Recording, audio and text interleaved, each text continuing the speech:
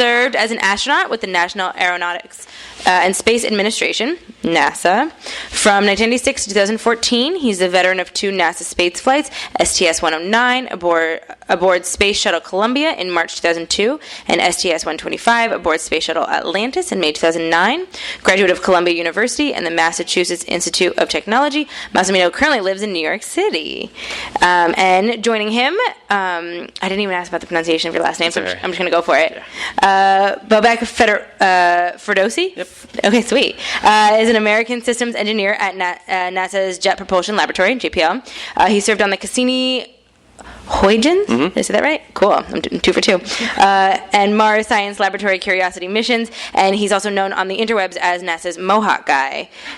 So we're really happy to have them both. And they're here to discuss Spaceman, an astronaut's unlikely journey to unlock the secrets of the universe, which Neil deGrasse Tyson says, every generation of astronauts needs a storyteller, a person with wit, humor, and passion who has lived our collective dreams of space exploration and returned to tell us all about it. He is that person. He's that astronaut, and this is his story. Thanks.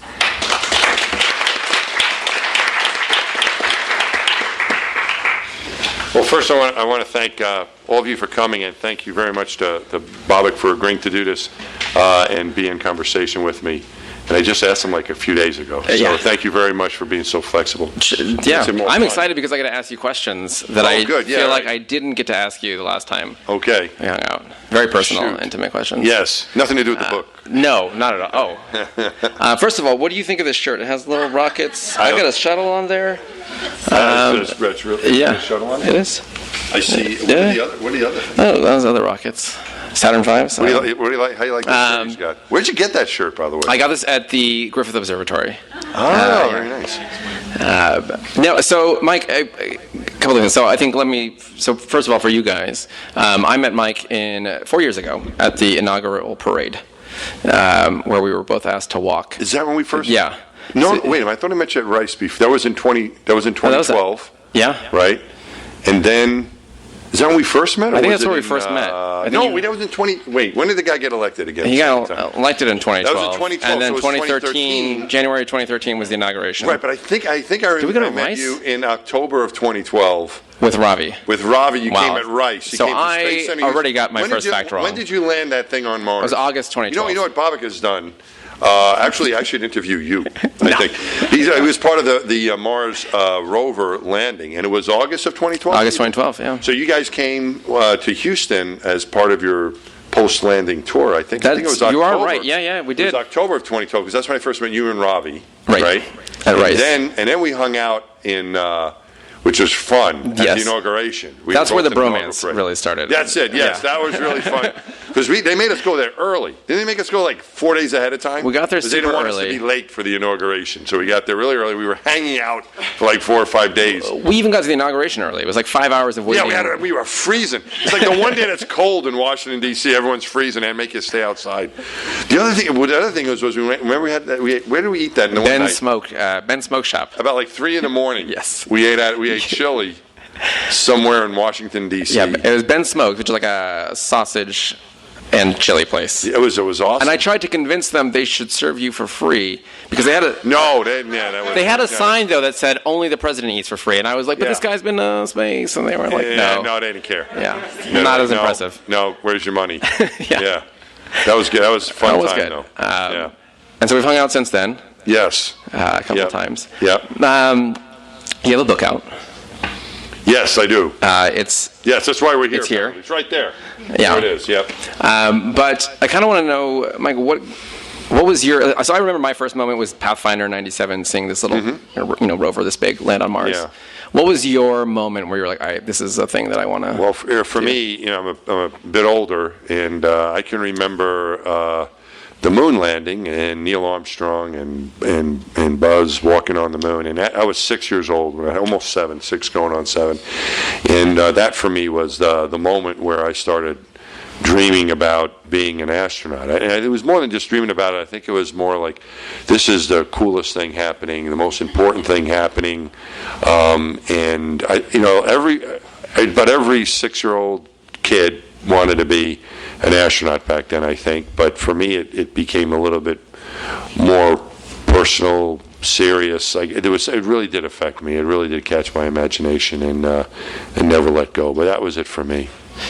Were you good in school? Like, were you a pretty good student? I was okay. Nothing spectacular. But I was okay. I went and talked at my elementary. Hello, my friends are showing up from all over. Bernie's here. I thought I saw her earlier. She's on front.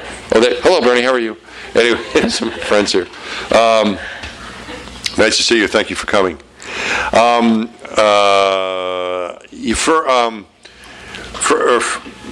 For me, when I went and visited my elementary school after I became an astronaut, I went back and visited, and they were very nice. They had like a little space day going on, and one of my teachers was still there. Mrs. Oko was my fourth grade teacher, and we had lunch set up, and they had invited her to have lunch with me because she was one of the teachers that was still there, and she said that she was having breakfast with her son that morning, and he said something like, "Oh," and she said, "No, I'm going to have lunch with one of my former students, and he's an astronaut now." And then the kid said, "Oh, he must have been really smart," right? And she said, "I don't know." She said, "He must have been bright, but if he was really smart, I think I would have remembered." And so I wasn't the smartest kid in Mrs. Oko's class. I was a good student. I guess I was curious. I liked math and science, and I worked pretty hard. So I was a decent student, but it wasn't natural for me to be a good student. I had to work hard at it. But I did like math a lot. To me, it was like solving puzzles. It was like fun. Fun homework was the math homework. And I also I liked physics when I got to high school. I remember thinking. I remember being at basketball practice one afternoon in 11th grade and thinking, "Oh, cool! I get to go home and do some physics homework after this." And I don't remember really thinking that much about homework, but I remember thinking that about physics. I really liked it, and so to me that was an indication that science and math were things that I liked, and engineering was a good thing for me to pursue when I got to college.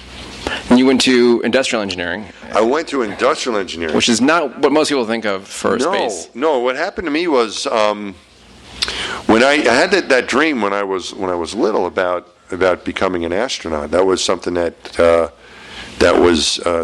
I wanted to do. But right at about maybe like age 8 or 9, it went into the realm of impossible. Mm-hmm. And I think it was I was an awkward kid. I didn't see very well. I was nearsighted. I was skinny. I got cold when I went in the water. I was afraid of heights. I didn't like going very fast. Motion sick? Did you get motion sick?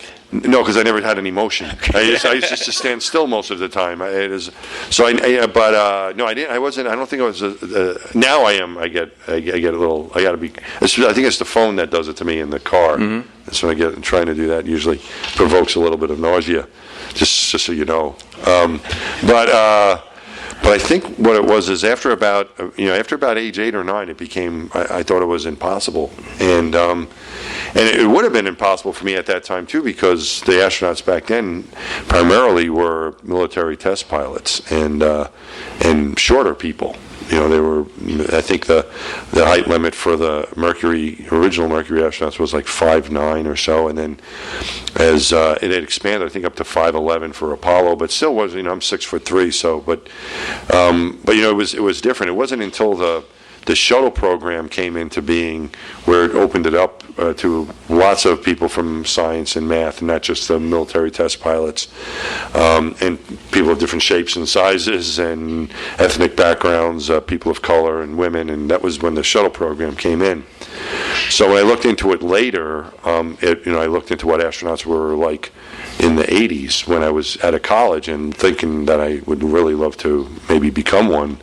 It was possible. It wasn't just I didn't have to go and become a military test pilot. So it was there was a chance, I thought. But the interesting thing about this industrial engineering is that I wasn't thinking about becoming an astronaut or even working for NASA when I was in college. When I went to college, I just was interested in getting an education, and when I picked out my major, the advice I got was to look at the courses I thought were interesting, and that's what I did. And there was some courses in industrial engineering at Columbia which were about human factors and how humans relate with machines. And I thought that was really interesting. It had some other standard kind of engineering stuff. It had some more on the economics, finance side for engineering than other engineerings.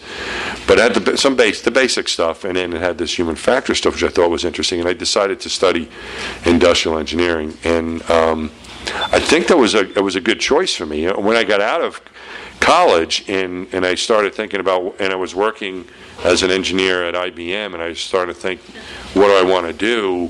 Do I want to continue with this path, or do I want to do something else? And really what it was, I wasn't really thinking that way. What happened is I realized that I still was interested in the space program. And when I was looking at astronaut biographies, back then, now you can look online at the astronauts, but back then you had to write away to NASA, and they would send you a stack of paper, and you had to go through it. It was different. But they sent them to me, and I was looking through those, when I was after undergrad, and there was not one industrial engineering major who became an astronaut.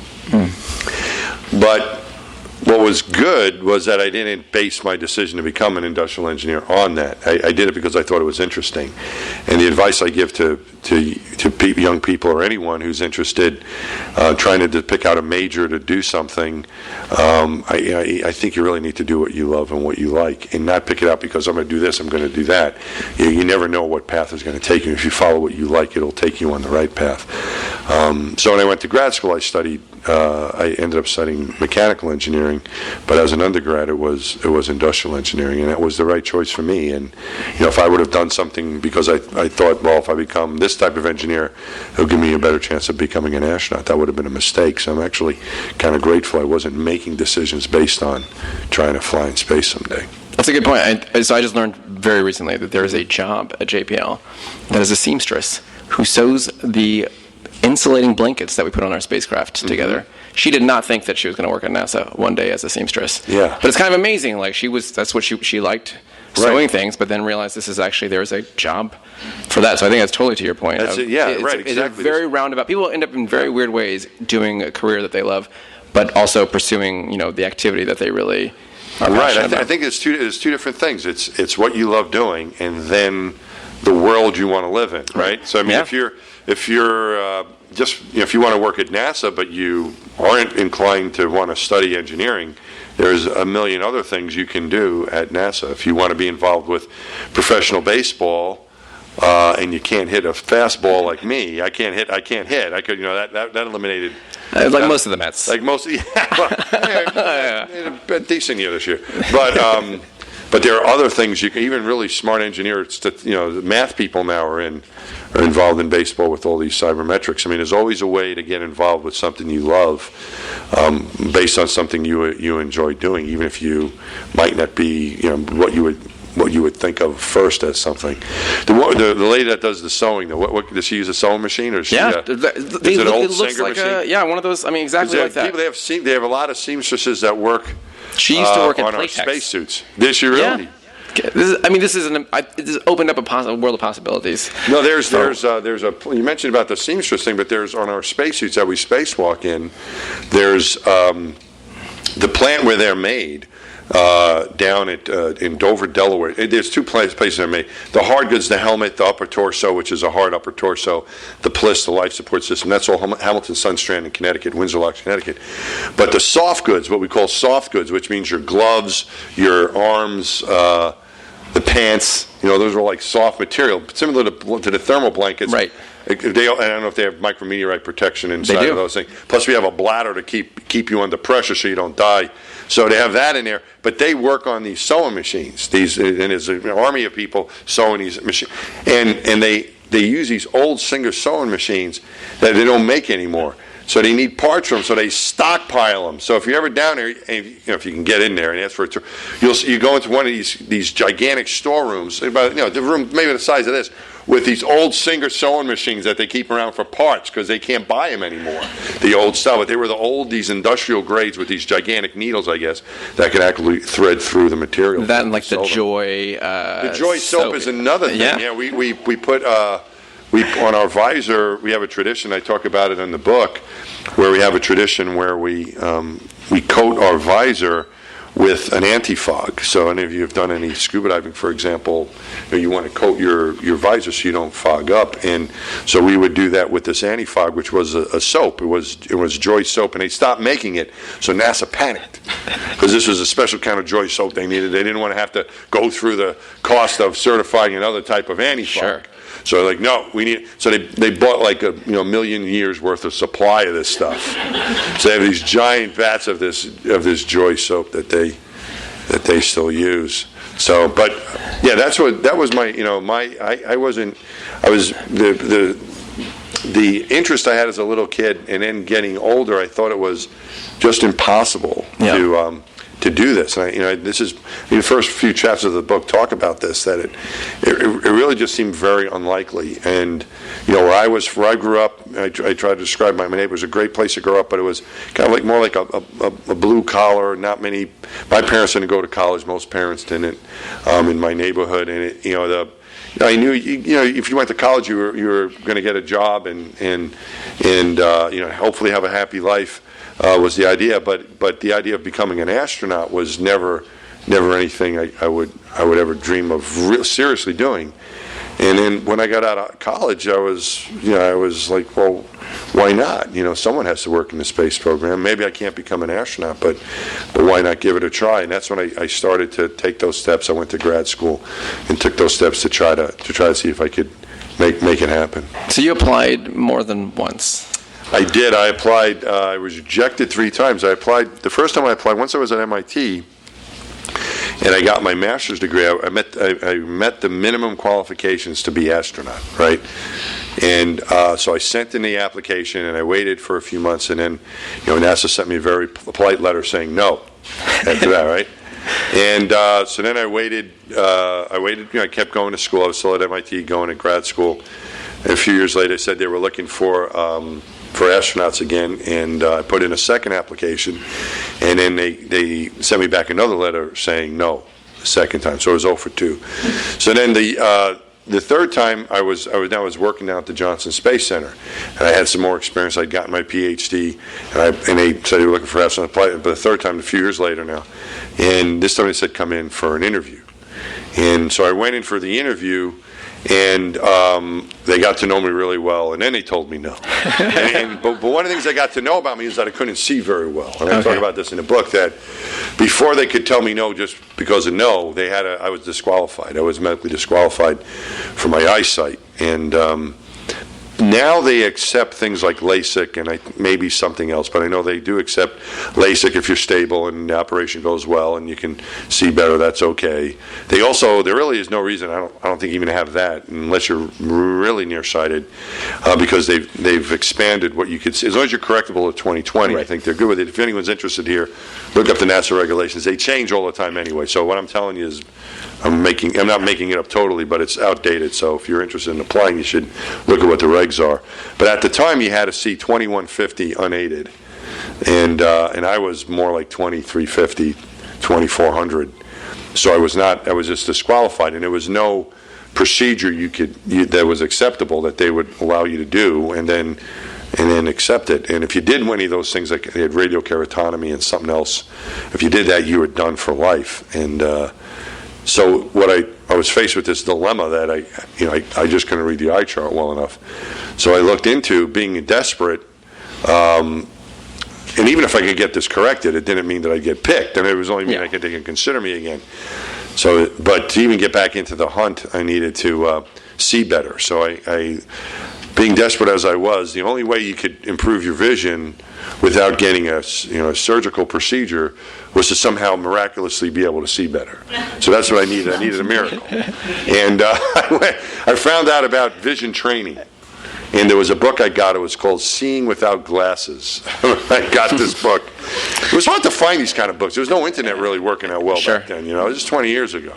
But somehow I found this book.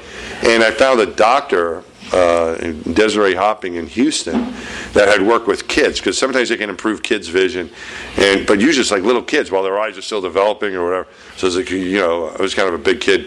So she says, all right, we'll give it a try. And she did, and I was able to do these exercises and get myself so I could see better and somehow stumble through the NASA eye exam another time, and it was on that fourth try I was able to apply again, and then at fourth try I went in for the interview and got picked.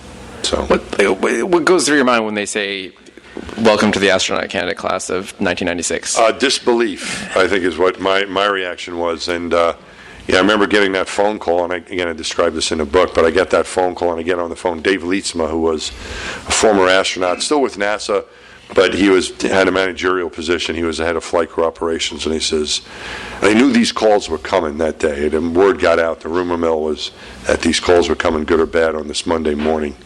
And it was in April of 96. And I get on the phone, and he goes, "Hi, Mike, this is Dave Leetsma from the Johnson Space Center. How you doing today?" And I knew what he's calling about.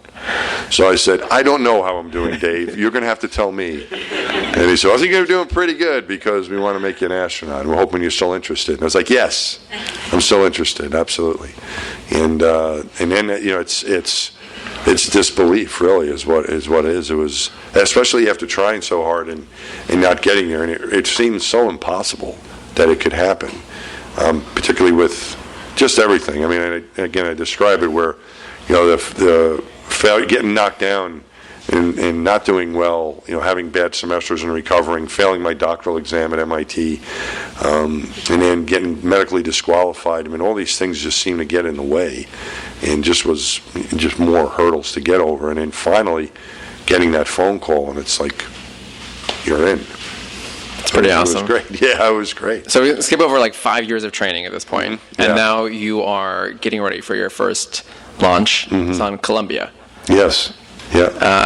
What goes through your mind in a countdown? And it's hours of countdown. It's hours of countdown. You're sitting there, and you're there for a while, and you weren't not really sure you're going to go that day. Right. And Jim Newman, who was my spacewalking buddy, had flown 3 other times. This was his 4th mission, and his first to Hubble, but his 3rd mission on the space shuttle.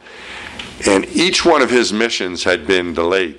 They went out to the launch pad, and for one reason or another, they didn't launch those days. They had the countdown go down, blah, blah, blah.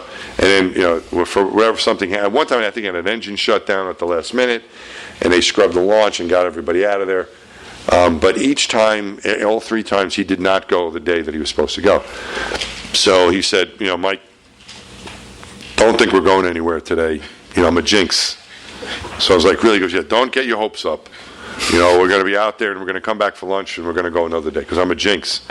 So I was like, okay. And I was kind of counting on this being the case. So I said, "It is a nice dress rehearsal." So we're laying on our backs out there, and I'm looking at him. I go, "When are we going to go?" He goes, and he goes, "Don't worry about it. We're not going anywhere." And we got like about a couple hours left. And like, it looks like we're going. Everything's going smoothly. He goes, "Believe me, something's going to happen." And then we get down like to a couple minutes, and I go, "Newman, I was expecting to go back to the crew quarters and have lunch. What's going on here?" And he's like, "I don't know, we might go." I go, "What do you mean we might go?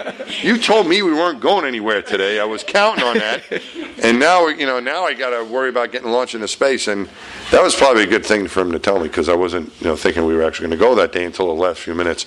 And then sure enough, the engines light, the main engine start at 6 seconds, and the whole stack lurches forward and then comes back.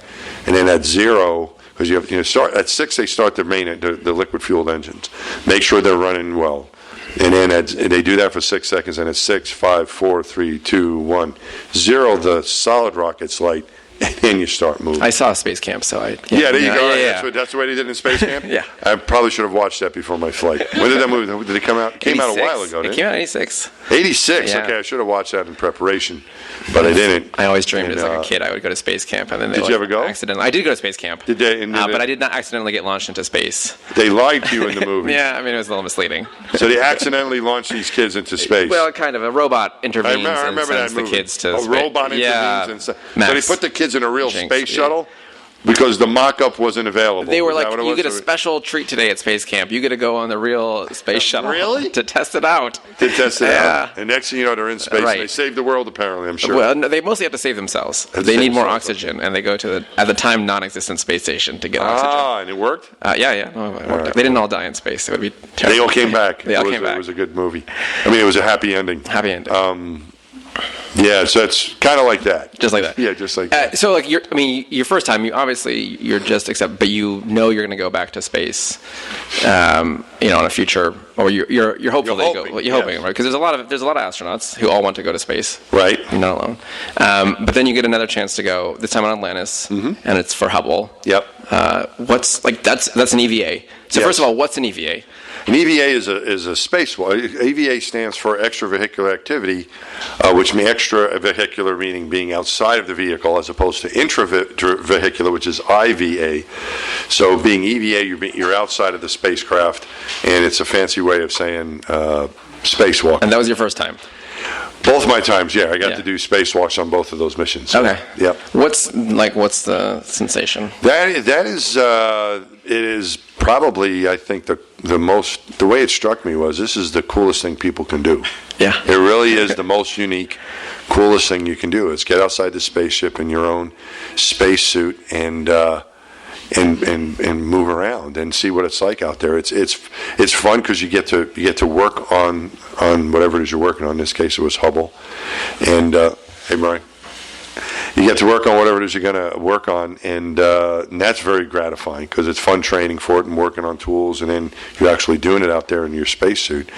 But it's the most compelling thing is the view around you, the environment you're in, and it's just you're out there and you're in a different place. Even though you've been in space, and Mike, you're in space for 3 days before you started the spacewalk. Spacewalk started on day 4 in space, and mine, I spacewalked on the second day of spacewalking, so it was day 5. So I'd already been in space for 4 days and kind of gotten used to it and what it was like to live there and sleep and use the potty and eat and all that sort of looking and float around, and so you kind of start getting your space legs by that point. But it was a much different experience going outside. It's kind of like looking outside, looking into an aquarium, was kind of looking through the window of the shuttle, and then going outside is now you're a scuba diver where you're interacting with that environment, and things are just different. You do get a chamber run, which means you go into a vacuum chamber with your real equipment to prepare you to go for your flight, and so you get a chance to see what it's like to maneuver around in your suit. You get to do little experiments, like you take a feather and a rock and drop them, and they both land at the same time. They give you a little cup of water in there, and you see it like crystallize and boil, and whoop, and then it disappears. And you also you get to hear what your voice sounds like at that lower pressure, where you feel like you're ready to cut a blues album. Your voice gets really low. You can't whistle, because there's not enough molecules of air to vibrate, so you can't whistle. You try and you can't.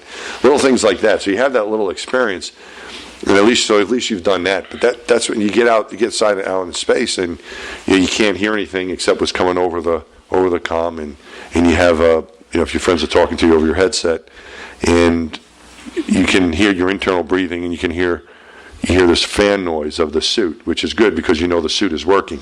That fan stops, you're in trouble, right? So as long as that fan is going, you're okay. The suit's working, but it's kind of eerily quiet and in some ways peaceful, and your voice sounds different, and that's like what's going on inside of your spacesuit, and then you're doing your work, moving around, but the atmosphere, the environment around you is so different.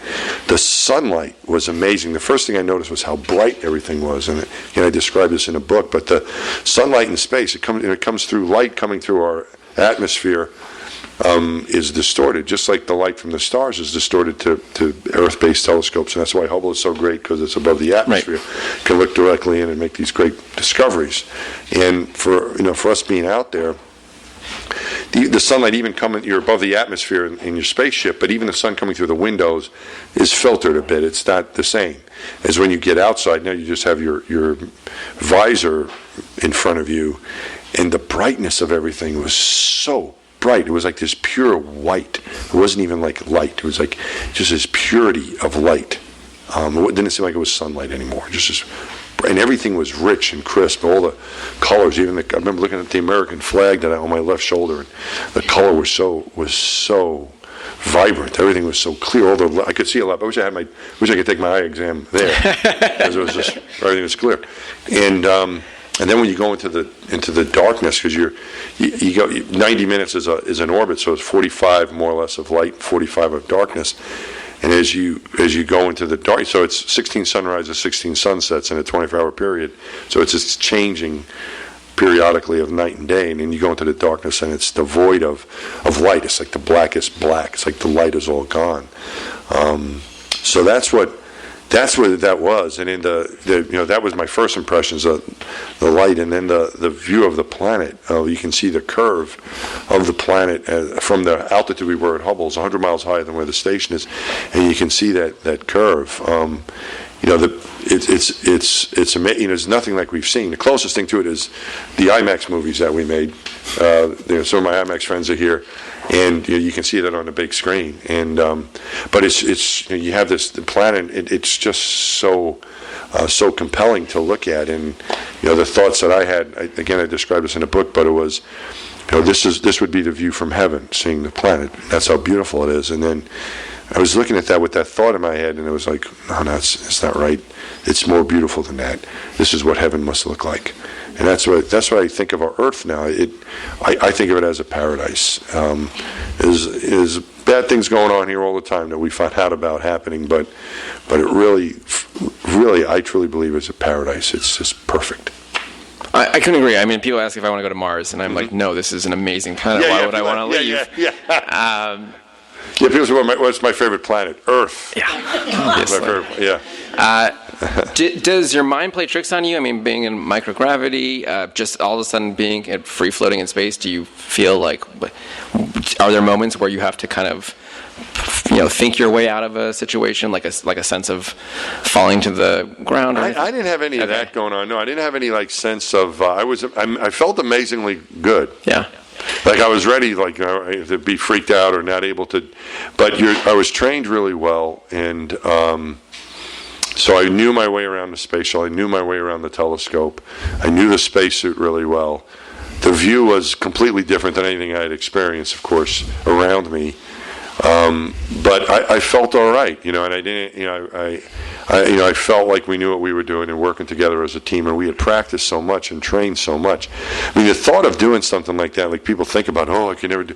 Yeah, and I could have never done it either unless I practiced. It's just the stuff that you do as an astronaut is beyond anything you would think you could ever do, and that's because you take these baby steps. On step by step. The first time you go into a spacesuit, you do it on a test stand and you move around and see how it fits. And then before you do even a practice spacewalk, you have a suit qual. They call it a suit qual. It's a spacesuit familiarity session. And you go into the water and just see how your suit fits and move around a little bit. And then you get a run with a veteran, where you go in, and I've done this as the veteran for a bunch of new spacewalkers as well, and someone else shows you the ropes. So you take these baby steps, and then you move on more and more, and the next thing you know, you're working with a buddy, and you're working together to do a typical spacewalk and train that way, and then you eventually get assigned to a flight and do specific training. So you take these steps, step by step, and by the time I was out there working, I was pretty overwhelmed by what I was going to do, and I was like, oh my gosh, what's going to happen? But it all went okay. I was really trained to do the work, but you're not trained to see the beauty around you. That's just overwhelming. So I have one last question, because we're going to open it for Q&A. Which is, so we're famous at NASA for saying, and when everything is great, everything is nominal. Yeah. It does not matter how good it is; it's just nominal. But your Hubble repair was off nominal. Yes. What happened? So the chance, the opportunity to be an astronaut was great. The opportunity to go on a space flight that's great too. Once to do that, but particularly to go with Hubble. Was more than I would ever have dreamed of happening to me for a number of reasons. One is that it's really cool from the astronaut perspective to go there. It's a higher altitude. You can see the roundness of the planet, and it's a lot of spacewalking. So it's a very well-defined mission. There's not really there's no secondary payloads.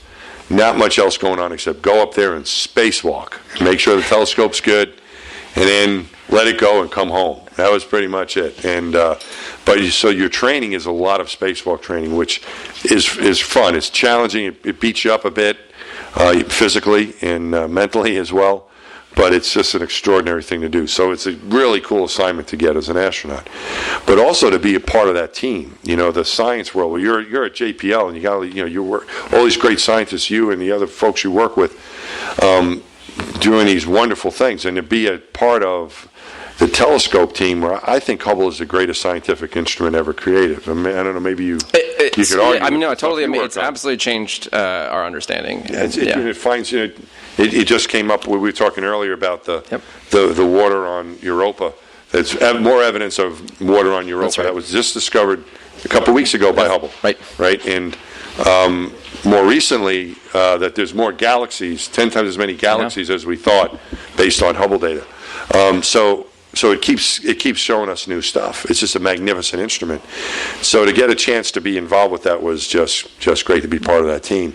And the off-nominal stuff that happened is always something that goes wrong in a spacewalk. Every time you train a spacewalk, you try to think of all the things that can go wrong when you first start. And then you come up with a checklist of things. We call it a crib sheet, which is where when something goes wrong, you go to the crib sheet. We can't turn this bolt, or this is stuck, or this broke, or whatever it is. And all right, well, look, you add it to the crib sheet, and every time you do a spacewalk in the water, and we train in a water tank, a big tank at the Johnson Space Center. It's 100 feet wide, 200 feet long, and 40 feet deep. And we do that because if you think, it's an enormous pool. So if say for example, this is a much smaller room than the pool, but if we were filled with water here, and we had life support so we're not drowning, there would be a certain weight that we would have that would push us down because we have weight to us. But there's also the buoyancy of the water that pushes us up.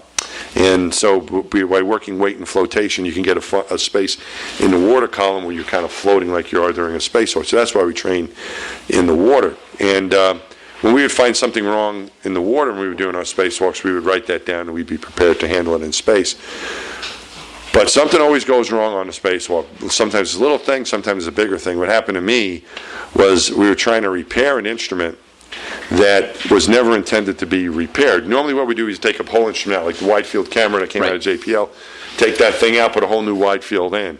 We had this one instrument, the Space Telescope Imaging Spectrograph, a spectrograph about the size of a refrigerator or a phone booth, that had a power supply failure. We did not have a full replacement for it, so we had to take it apart, which involved taking out an access panel that had 111 small screws in it.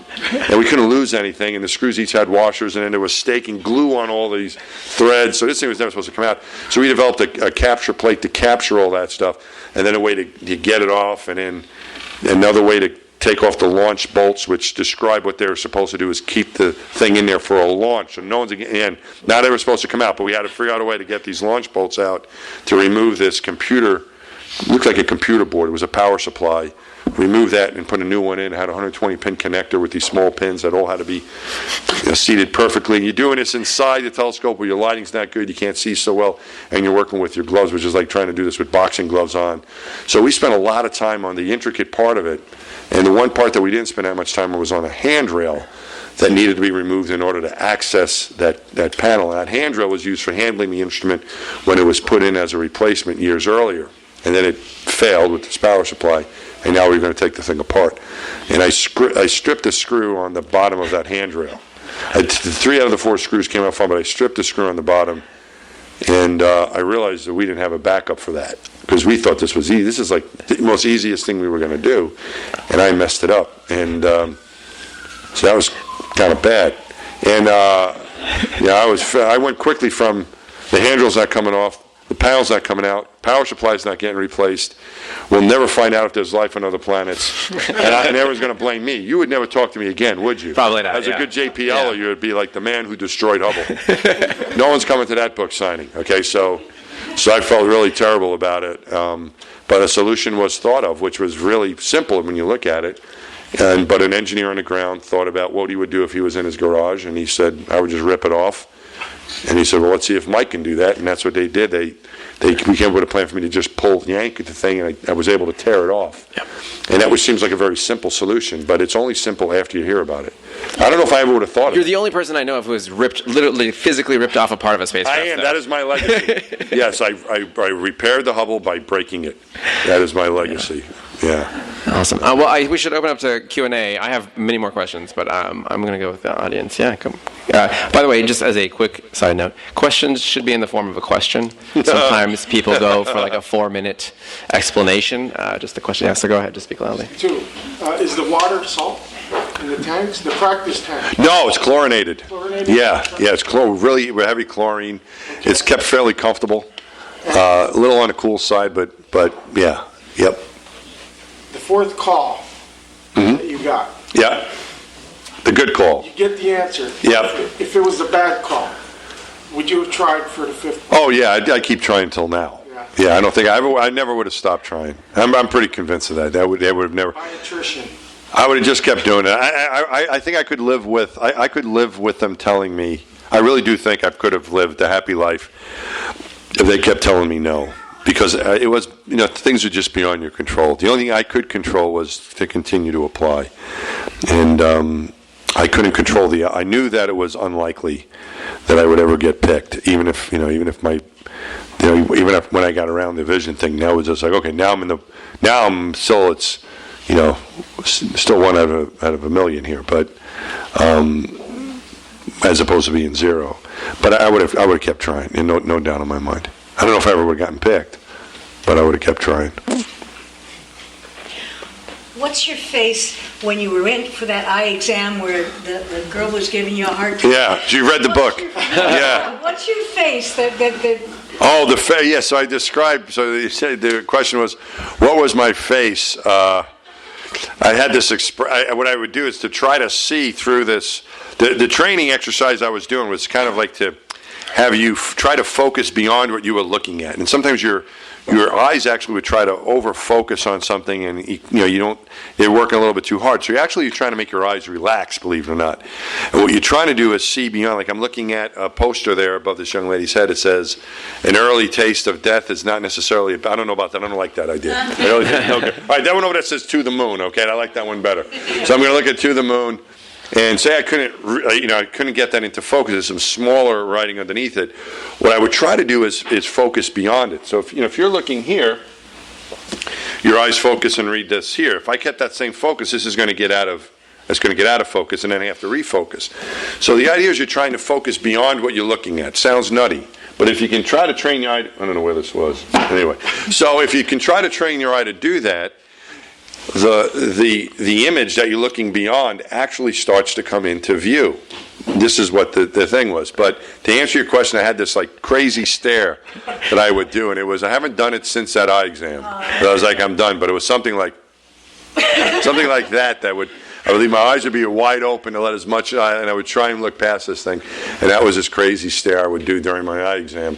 That one of the it was a student who was administering the test, didn't like. She thought I was cheating, and she thought I needed to relax my eyes. I said, I am relaxing. She goes, no, you're not. She goes, relax your eyes. And I'm like, go away.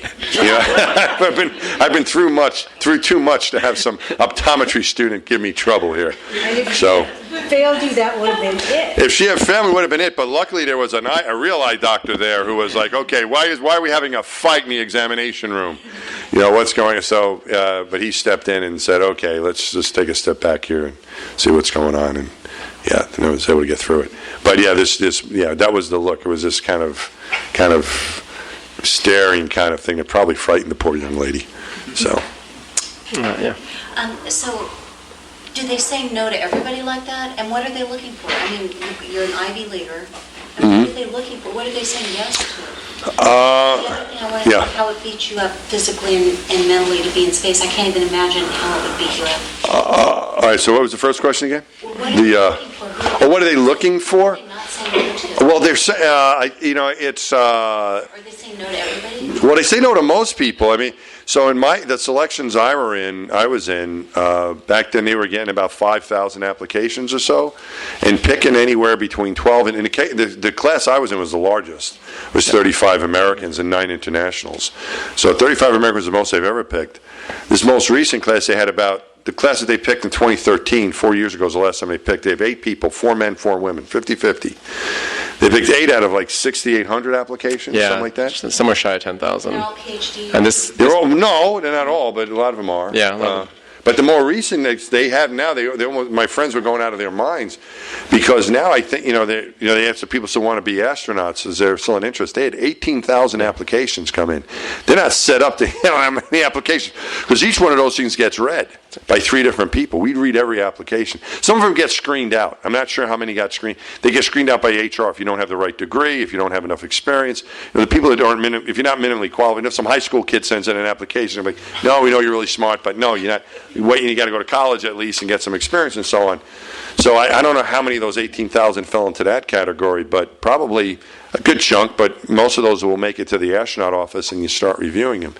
As far as what they're looking for, this is where it starts getting a little bit interesting because at some point, everyone can look pretty good on paper. And the reason they have these interviews, they have different levels. So first you have to be minimally qualified. And most of those people, probably 80 to 90% of the applications are minimally qualified. And then they look for a group that we call highly qualified. And you're trying to go through these, have 3 people read them. They usually have 2 astronauts and then an adult in there, like an adult supervisor. That's what they did. It was like, we would be like, I had one guy, I was looking at one application, one guy had a ceramic hippopotamus collection, and I really wanted to meet this guy. There was another person who was an Etch-a-Sketch champion, and I was like, well, this would be really cool, right? I want to meet them. And we had a guy from the deputy director of the Marshall Space Flight, so I was like, no, is there anything else besides the Etch-a-Sketch? And I was like, what else do you need? And it's like you can't so they always have like astronauts and an adult to keep us under control. And then you're looking for the top 10% of the more or less. And you go out and get references on those people. And then the references come in, and then you pick about 120 people over a course of time that you want to interview. So these are the gates that you have to get through. And the interviewees are finalists. And then they pick from those, they'll pick however many they need. So what you're looking for is you're kind of trying to figure out who this person is. If this person might have a PhD or might be a medical doctor, or they might not, but they have some really good work experience. Someone at the Jet Propulsion Lab, right away you see someone in JPL, let's take a look at this person, or someone who's done well, whatever they're doing. And then you're trying to look for a little bit more, which is like, who is this person? What are they like? Are they going to be a good teammate? You could be the smartest person in the world, but you're a pain in the neck. Do you want that person around you? No. Right? Do you want that person around you in space? No. Right? So you want someone that you can trust, someone that's going to that you can trust with your life while you're training, to trust with your family while you're away, to take care of things if something bad happens. That's the kind of person you're looking for, someone that can really get along with people and be a real good team player. And that's where it starts getting difficult. And that's why we have the interview week. It was a whole week of time you spent at the Johnson Space Center because they want to get to know you, and they'll do due diligence in finding out who you really are. And that's what they're looking for. And how does it affect you physically and mentally? You say it's hard on your body? Well, so your body goes through changes. I was saying, I think I'm going to say you got beat up. The first time I did a spacewalk in the pool, a practice spacewalk, I'd never done any boxing in my life, but I felt like I'd been in a boxing match. I just got beat up really badly because you're working against the suit. And especially when you first start in there, you're moving around so much, it's unneeded motion, and you're not smart about it.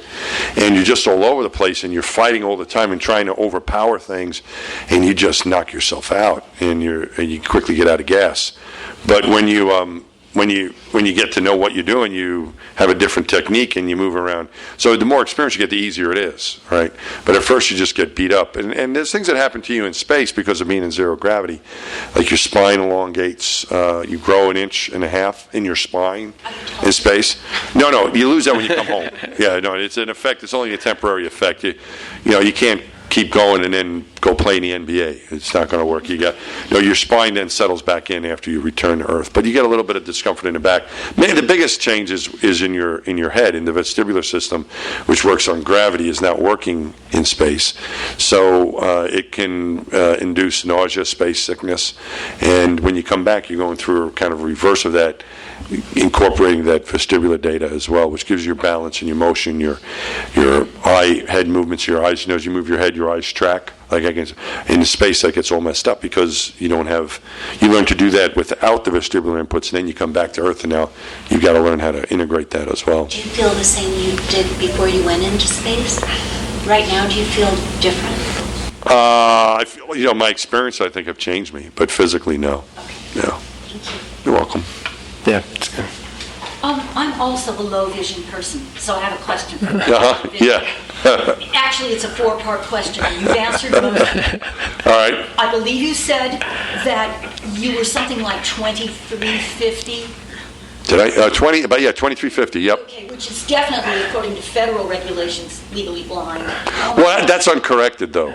I mean, I'm correctable at 2020. Okay, so Yeah. when you took that training, I think I've heard of that. Yeah, I'm not. Let me be very honest with you. I'm correctable to 2020. I'm not a hazard on the streets, all right, or in the sky, or to my friends in the space shuttle. Correctable to 2020. No, I just want you to know. I want to be clear because sometimes I say things I don't know what the hell came out of my mouth. I want to tell you the truth. I don't know what comes out of my mouth sometimes, but I'm correctable to 2020. So through the process that you went through. To improve your vision took you from, say, 2350 to 2020 with glasses? No. The requirement we needed at NASA was 2150 uncorrected vision at that time. Now it's changed. I don't even know what it is now. It's way easier than that. But they had changed it from 2150 to 2200 uncorrected. So I had to get good enough to see 2200 uncorrected. Oh my God, that means I would have qualified. And the only other question... Now you'd really be in, because now I think it's like, I don't even know what it is, but it's well beyond that. The only other question I have is about the spinal elongation. Is that because of the absence of gravity? And then when you come back... It just settles back in, that's right. That's correct. The force comes back. I'm a dancer, and that's of interest to me. Okay, yeah. Thank you. All right, you bet. Yeah. Could you describe some of what makes an EVA so exhausting? It seems like you're floating, but I hear from so many astronauts that it's just an ordeal, really. But what is it that makes it so exhausting and so difficult? It depends on what you're doing. If you're sometimes you're on the robot arm and you're getting moved around with the robot arm, and other times you're at a free floater. One person is, we call a free floater, and the other person's on the robot arm usually. If you're on the robot arm, it's a bit easier because you're getting moved around from place to place. But when you're free floating, especially, you're constantly moving. So you're constantly moving all the time, and it is zero gravity, but still you are moving a big suit around, and that suit it doesn't have any weight, but it still has mass. So you're controlling a suit with tools on it that is, you might be a 200-pound person. Like I'm a bigger astronaut, so I weigh about 200 pounds, right? The equipment I have on is about at least another 200 pounds on top of that. So I'm about a 450 pound mass in, moving around in space. And that mass still has momentum, which means as you're moving it around, you have to move around very carefully, and then you have to stop it.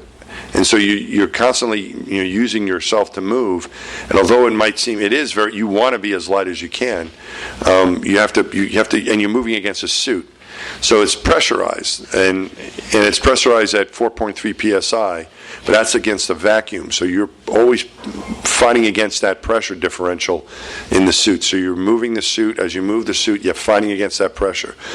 The part of your body that gets most exhausted is your hands, because that's where your muscles in your hand to move that glove, and you're going to use your hands a lot in a spacewalk. That's what gets the most tired. You have to be careful of. But by the time you're done with a spacewalk for 6.5 hours, you've had a really good workout, and you've been pretty well moving the whole time. you need to, it's important to have a good breakfast. Nutrition is really important, and you have the only thing you have for nutrition inside of the spacesuit is a 32-ounce drink bag to keep yourself hydrated. Yeah, so that's it. I'm wondering why did I get so tight all the time? But you're fighting the suit. You're fighting the pressure in the suit. It's also it can be mentally exhausting. After 6 hours of constantly thinking about every little move and needing to focus at your highest degree of concentration, you're pretty drained after 6, 7, 8 hours. So you're saying they don't make you do the additional 2.5 hours of daily training after you do an EVA? No, when you're done, that's it. And that was it. Yeah, there's no reason to go to the gym if you're in the pool that day, and no riding the exercise bike after an EVA. No, you're done for that day. That moment, after all that hard work that you did, you're in the space shuttle, and you hit zero, and you're flying out. What's going on? When you first started moving, I knew the first thing I went through was we're really moving. I knew we were going. I was like, I wonder if we launch or not. You're really going, right? As soon as you go to hit the top of the launch tower, you're already over 100 miles an hour, and you go from 0 to 17,500 miles an hour in 8.5 minutes. And I really thought something was wrong that very first launch. There was so much motion, particularly with the solid rockets when they kicked in, and they run kind of rough, and there's a lot of motion, a lot of violence on the way up, and I was just more or less praying the whole way up that first time, and just kind of hoping we were going to live through this experience, and we did. And then the second time, I tried to enjoy it a little bit more. Have the confidence we were going to be okay, knew what to expect, and then just tried to enjoy it more the second time. But the first time, I was like, I hope this is right. I hope this is what it's supposed to be like. And I also had the sense that a couple things happened to me. One was that I had the sense of actually leaving. I write about this in the book, that I had the sense of leaving home for the first time, being far away from the planet, really leaving home for the first time, and also that hopefully everything was going to work okay, because the power, the overall raw power of that vehicle made me feel like there was nothing I could really do to stop it. And we had a lot of emergency procedures to work through, and if something were to go wrong. But none of those, we did them in simulations, but we never went to those abort cards for a real launch. Either it was a good day or a bad day. And I just had that sense as well, that either, there's really nothing we're going to be able to do. If this thing decides that it's not going to be a big day, it's not going to be a good day, it's going to be a bad day, there's really nothing we're going to be able to do to fix that. So. I have a two-parter. First, John Glenn famously went back into space at 75 or 76. Mm-hmm. When you reach that age, I should say, would that be something you'd be willing to do to expand the information on geriatrics in space? Oh, I would do it, but I'm not John Glenn. They're not going to let me. John Glenn's has a different resume. John Glenn is John Glenn. With me, they're like, okay, it was nice having you, Mike. See you at the next reunion. John, that was different. He went into space for a number of reasons, but I think one of the biggest ones is that he was John Glenn. So I don't think NASA will have me go back. I hope to go to space again, but is that something you're looking at repeating or expanding that? Absolutely not. There's been no. John Glenn was a very unique case and a very unique person, and no, they're not going to. I'd be shocked if they pull anybody out at age 75 to put them up there again. No. Part two is I know that NASA has facilities all over the country. Do different things and specialize different things. In Ohio, where I'm from, they have the John Glenn. That's right. They call it used to be Lewis Research. Right. John Glenn. And then a little west, they have a place called Plumbrook, which has the large vacuum chamber. Okay. Have you had an opportunity to work or visit any of those? Lewis. Well, we used to go to Lewis, but the Glenn Research Center, yes, but not the other place. No, not a but certainly, yeah, at the was there training there, or? We went there for a visit. A buddy of mine, my spacewalking buddy. Well, first of all, we visit every NASA center. Okay, when you first become an astronaut, you get to go to every NASA center to see what they do and meet people. So that was part of our initial training. And then after your flights, you go and visit NASA centers afterwards. There wasn't much from my space flights that was going on at the Glenn Research Center. Most of our stuff was in Houston, of course, where we lived and where we trained primarily. Also at the Kennedy Space Center, where we launched from, but also at Goddard. We would go to JPL every once in a while for something. Ames, they had a vertical simulator. We would go ride there, so I was there for my training as well. Huntsville, Alabama, went there a lot. We went to Huntsville a lot. Did not go to Glenn all that much for my training, but again, when we first started, and then my buddy Mike Good, who's very excited right now because he's a big Cleveland Indians fan. Did they win today? No. They lost, so they're up 3-1. Oh, I'm sorry. You guys are having a good year. I think it's Cleveland's year. They had LeBron and. About time. All right. Well, be grateful. This is going to be good, right? So I think Bueno's really excited. But he was from Cleveland, so we went there as part of our post-flight tour as well to Cleveland. So yeah, a great place. It is. Yeah. It's a fascinating place. Yes. Yeah, go ahead. What does it feel like coming back to Earth? Coming back is interesting as well. It's not the abrupt launch like we had going up. You don't come back right away, but you come back fairly quick. I mean, you come back, you do a deorbit burn on the other side of the planet, about 180 degrees out of where you want to land. And you start to slow down, and as you slow down, you drop into the atmosphere, and you slow down through friction, so you pick up a lot of heat. And outside of the spaceship, it starts to glow a bit. There's orange, red, hot temperature. It's a few thousand degrees Fahrenheit out there as you're slowing down. And then you come below, you get down kind of into the atmosphere. You can't see very well out the windows. I had no sensation of speed while we were during this one phase because it looked like we were in a cloud. So I didn't feel like we were moving, and I didn't feel like we were going anywhere. But I looked at our instruments, and we were still going 12,000 miles an hour. But I didn't feel like we were moving at all. But you get below that, and then you can pick up the horizon again. You can stick the horizon of the Earth. And then you get lower and lower. And then I was on the mid deck for my first flight, so I didn't see anything out the windows. But my second flight, I was on a flight deck, and as we're came into Edwards, into California, not too far from where we are here, and we could pick up the coast of California, and then you keep coming down, and you can see the landing field, you can see Edwards and the runways, and you come in for the landing. And then once you get on the ground, now you've got to undo all this wackiness that's been going on in your head of the vestibular system and the balance being off, and you've got to learn how to walk around again and manage your balance. And I felt like I was going to fall over when I first got back. But you want to be cool, right? So you got to get out. The tradition is you get out and you look at the spaceship, right? You walk around, you point to it, and say, "Oh, look at that!" And this is cool. Make sure everything's okay, right? So you want to do that. So you got to be able to walk around to do that. And that was my goal, and I did that, but was very worried that I might fall over, and someone would videotape that and post it. But I didn't fall over, and I was able to get back okay. When does your back start to hurt? The back hurt a little bit when the spine elongated, and then it was fine after that. Yeah. Me? My missions were on the shuttle, so 2 weeks at a time. Yeah.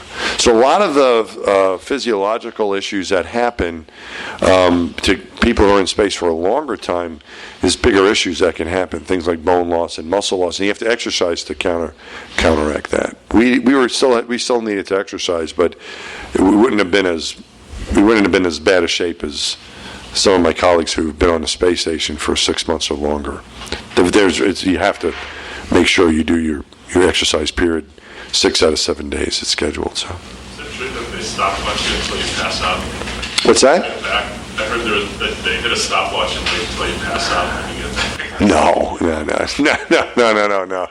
No, I've never heard that. I hadn't even heard that one before. No, they don't want you to pass out because then they'll blame the doctors. We did have an astronaut at a debrief at a press conference faint. And that was the last time they let us stand during a post-flight press conference. But yeah. Hey, one last question, and yeah. By the way, I'm Casey, your niece's very good friend, and she says hi.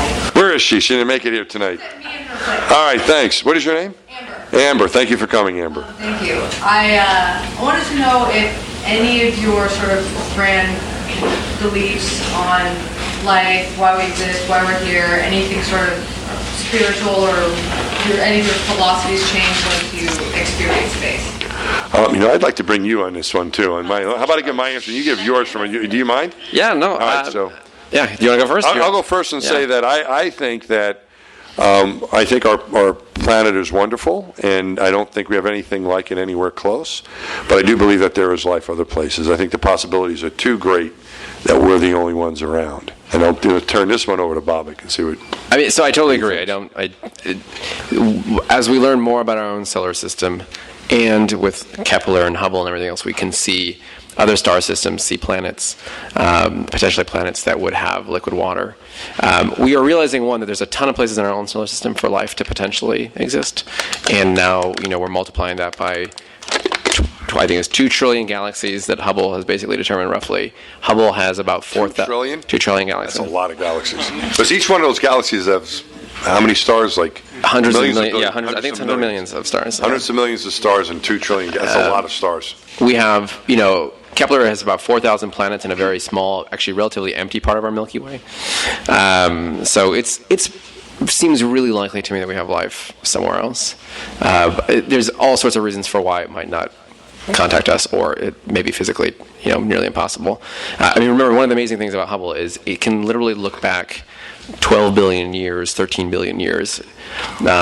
So some of the things that we're seeing, are not at all what they look like to us. That is basically a time machine, looking back, at a star as it existed 13 billion years ago and no longer exists. But it is absolutely amazing. The pictures are amazing. The science has been amazing. So I have no doubt of that. I think that just looking back, I think one of the amazing things that we get to do at this time is try to put a context on our own existence. So I think that, humans looking down on Earth, I think the robots looking back at Earth, or even trying to understand what are the odds that this happens every so often. I think we're really lucky to be able to kind of start to answer those questions. I don't think it's going to be over in our lifetimes. There's many more. But we're kind of at this amazing time where I think we'll get to at least understand our solar system. And then, future generations will be able to explore other star systems. But at least, it's a pretty good time. I definitely think if you're a space history buff 1,000 years from now, you're going to be like, wow, what was it like to be there in the 2000s when they were first sending people, beyond lunar orbit and to Mars and, robots out to the edge of the solar system. I think that's going to be pretty awesome. Are they not contacting us because we're the smartest? Well, yeah. There's a ton of reasons, right? You could just imagine. We can have a whole separate Q&A about this, but we are at an interesting cusp on our own, right? We have the technological power to destroy ourselves, which is possible for things. We also have the ability now with virtual reality to exist and never need to travel or want to travel. That could happen routinely. We just have no clue, right? This is, what's amazing about what Mike's describing as this planet is it's the only data. If you are a scientist and you are like, I want to understand the trend of things, we have one data point for all of life. Like we know that the laws of physics apply at distant planets and distant stars. We know chemistry works out there. We just have no clue about biology. Biology is like the one of the hard sciences that is just it's all based on this, the single ball in space. And so we're trying to answer those questions with our robotic exploration and human exploration, but, Sleep. very well. I close my eyes. The little information I have, I can, it keeps me up at night thinking about the stuff. I have all these computers and all, and I couldn't sleep. I feel happy knowing that I get to help answer those questions, even if it's not done by the time I'm done. Anyway, we should. You guys should get your book signed. Thank you very much. Thanks, Mike. Bobak, thank you very much. It's really fun doing this with you. Thank you. You've been listening to the Skylight Books author reading series. Don't forget, you can listen to this and all our other great podcasts at skylightbooks.com. Thanks again for stopping by, and we hope to see you soon.